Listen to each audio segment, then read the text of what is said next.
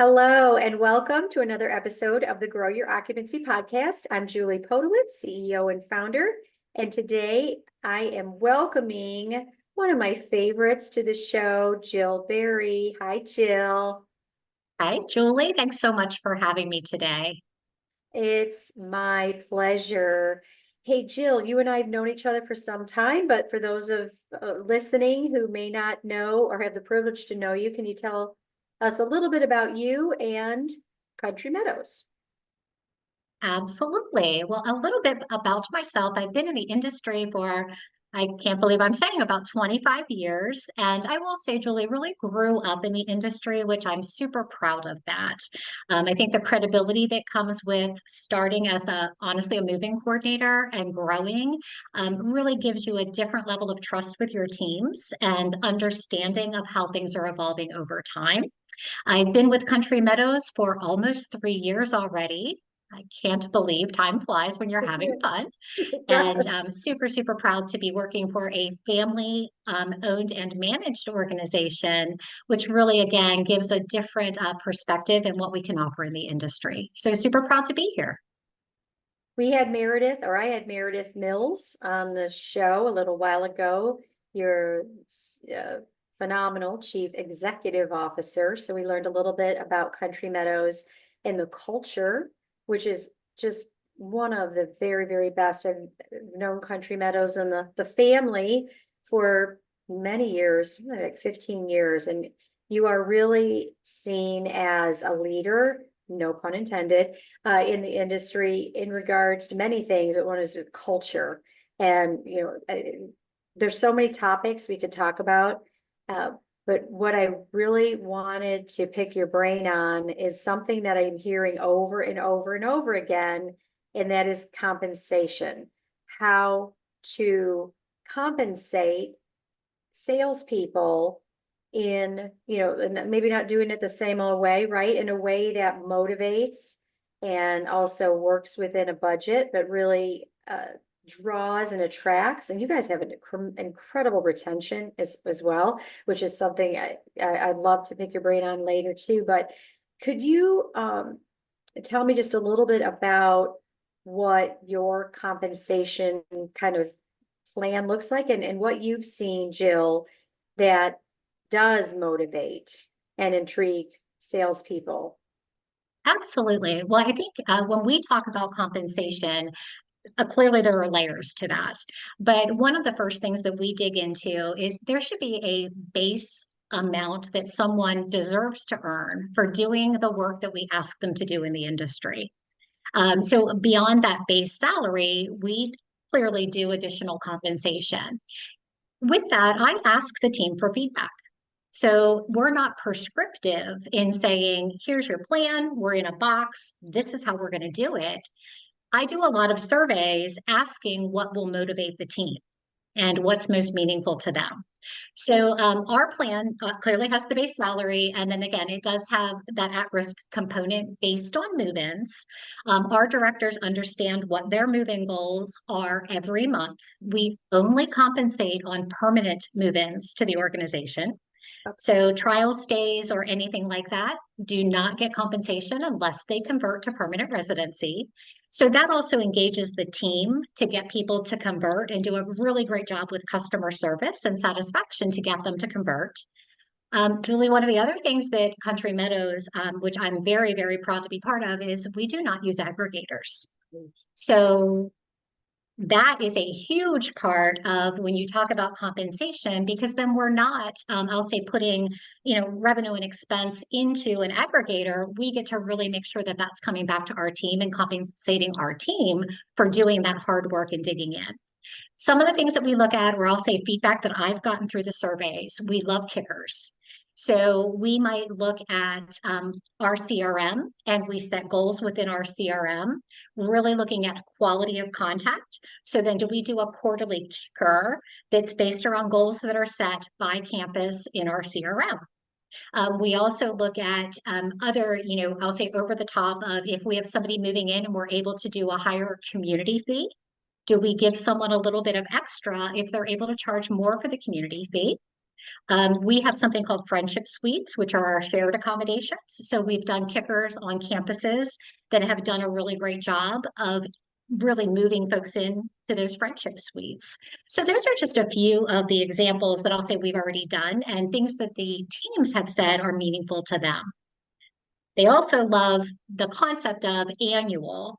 So, for example, if we expect a campus to have 70 move-ins and they go above that number for the end of the Yeah. year, and I hate to even say outside of a monetary award, but are there other things that motivate them? So we're rolling what we're calling the Governor's Award Program because clearly Governor Leader started Country Meadows. And again, looking at categories, again, solicited and really that feedback from the field of what's meaningful for those categories. And then could it be trips, can be little prizes, it could be monetary, but again, things that it's meaningful to them to receive those awards. And we do see that as compensation in a little different way. I was going to ask you, well, first, the no aggregator, which I'm going to jump to say that no one listening to this wouldn't want to raise their hand to say, count me in on that. Because I was going to ask what your thought was on companies who want to bonus less or compensate less if it's an aggregator move-in. I know you don't use aggregators. Mhm.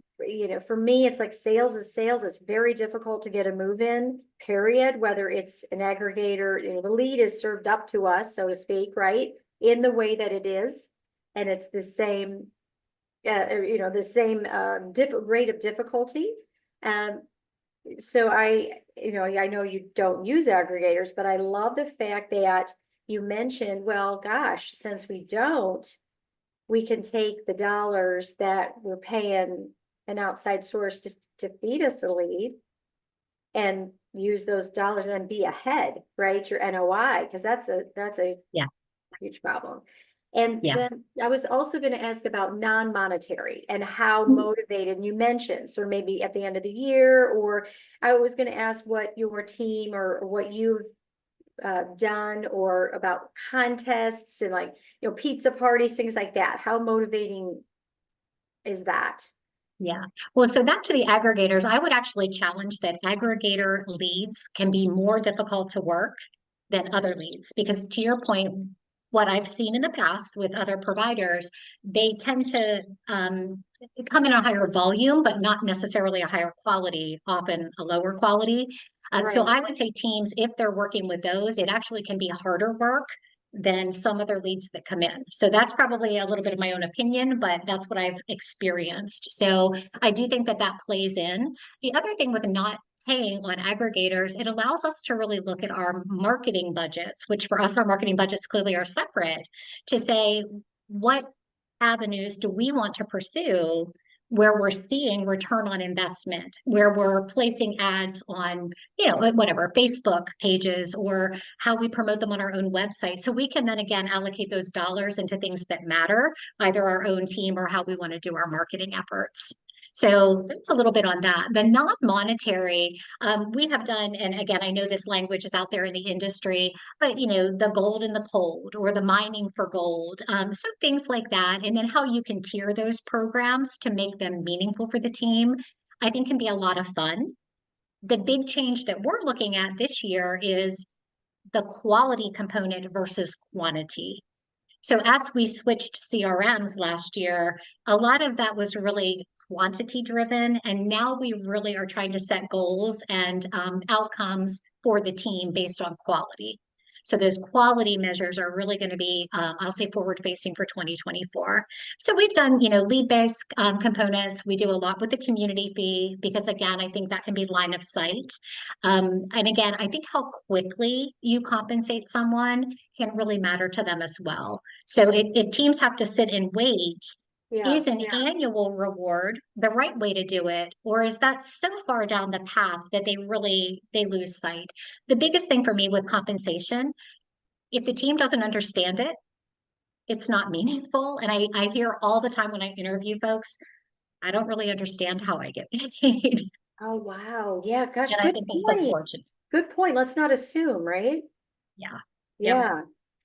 And do you you mentioned kickers, which I love, and kind of putting things out there from a shorter time perspective, so it's not a year-end bonus, although a year-end bonus certainly is great too.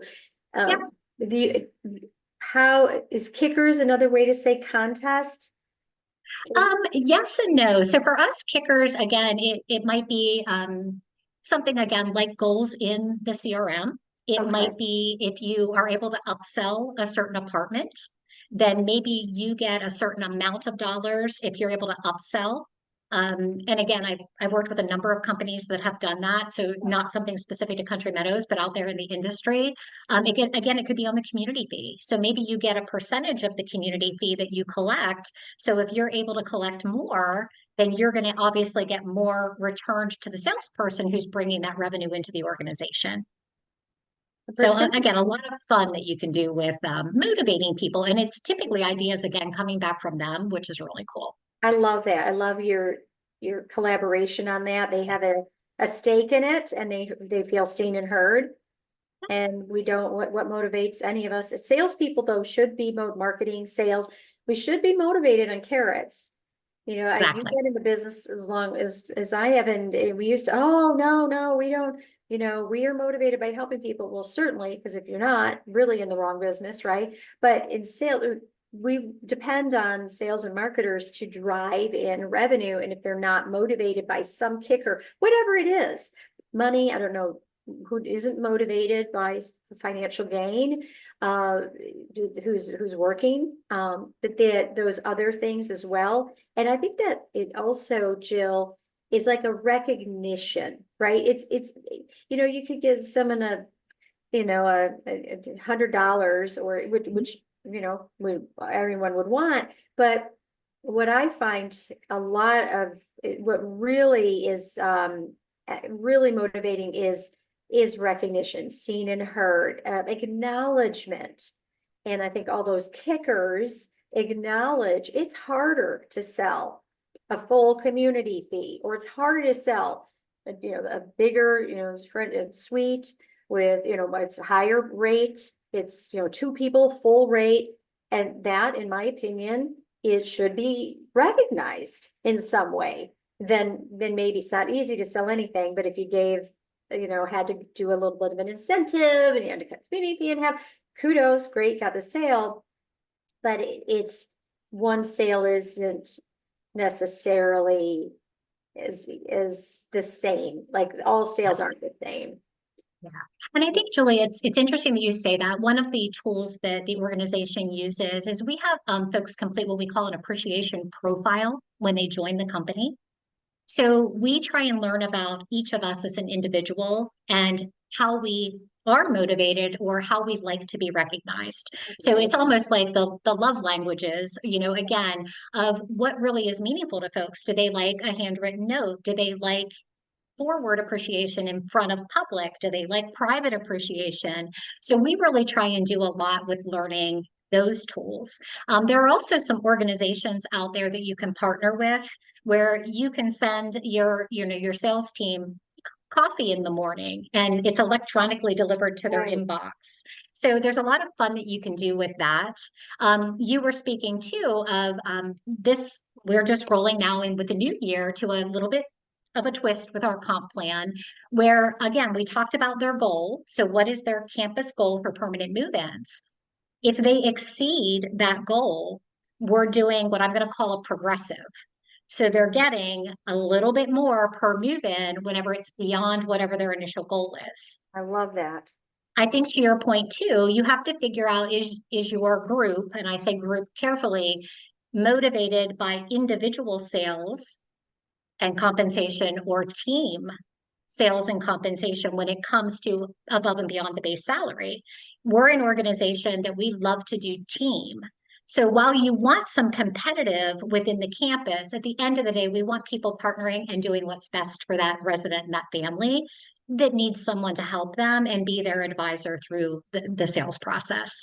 So even though we compete and we're competitive people, at the end of the day, we want to do what's right to grow the occupancy by helping that family. So then Sure. the team works together and they all win to your point, whether it's partnering with operations, clinical, doing, a pizza party or a movie night or things like that, that includes, like we've done food truck events to also celebrate whenever it's the whole campus. Because at the end of the day, you can't do it without everyone. Mm-mm. I love it. I love it. I love it. I love it. Uh, Jill, anything else? Oh, one thing when you were talking about, kickers and there's gold in the cold or change in the couch, as you know, I say, uh, I was just, well, I was on a virtual and I saw it on the chat yesterday that one VP of sales said that they do, or I think it's a contest or a kicker right now of prospects or people who've been in the database X amount of time. She did share that they had to move in from someone from 2011 and 2015, meaning that's when they first inquired, right? So Yep. we need more leads. We need more leads. Yes, we love them. We like it, but they're people that have already raised their hand, and it could have been 7, 8 years. When she said 2011, I thought she meant 2021, which is a long time.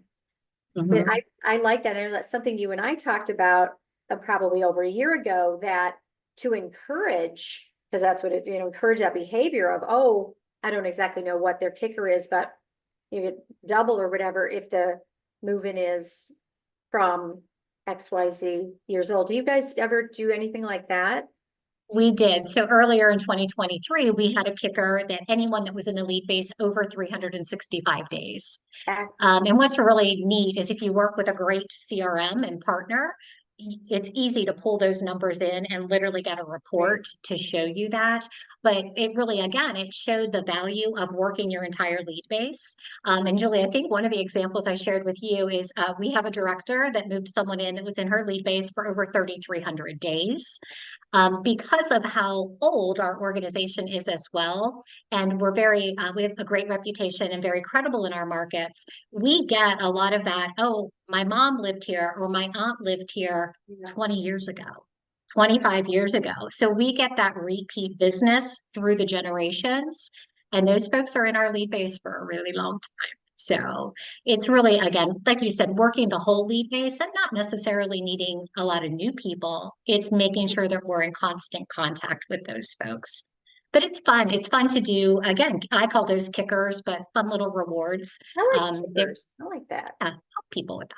I love kickers, and everyone's motivated differently, but people will laugh at me. What will motivate me personally is it could be a $5 thing, or it could be a non-monetary thing, and I'm so excited because it's just that I think it's right. It's that validation that we hear so many no's. We hear so many here. We feel like, are we really? We're pushing a boulder up a hill in selling senior living. We are. It's very difficult, and anything that we can do to recognize that and then make it just even easier, or maybe not slide back and roll over us, is I'm sure another reason why you have such amazing retention across the board, but on the sales side, which is very unusual. And Yeah. we're running out of time, but I did want to ask just real quick before we go, Jill. You mentioned quality versus quantity earlier on, and you said we look in the CRM for quality, and looking at, I was assuming, and I don't want to, like quality notes. What would you look at for like a quality kicker? Well, and I think that again, by quality versus quantity, you can set goals. So if you set a kicker just around a numeric goal, and you say, oh, we'd like you to have whatever, 150 phone calls, you can do 150 phone calls, but are they meaningful and purposeful? Right. So we're really moving to those conversations, with again, what is the power that we have to really educate folks, help them understand what their options are, and be that resource. So are we really using pre-call planning? Are we really planning ahead before someone's coming in for that in-person visit so that they have a great experience by meeting the right people? So it may take more time for us as the leadership team to dig in with that coaching and those conversations, but it's not just about doing the number of calls, it's around the quality behind those calls because that's what matters to the business. So again, when we look at kickers and like that, it's not going to be the same for every campus. it's not going to be the same for every person. Right. And I'm probably in a fortunate situation with a smaller organization that we can get to know every individual sales director.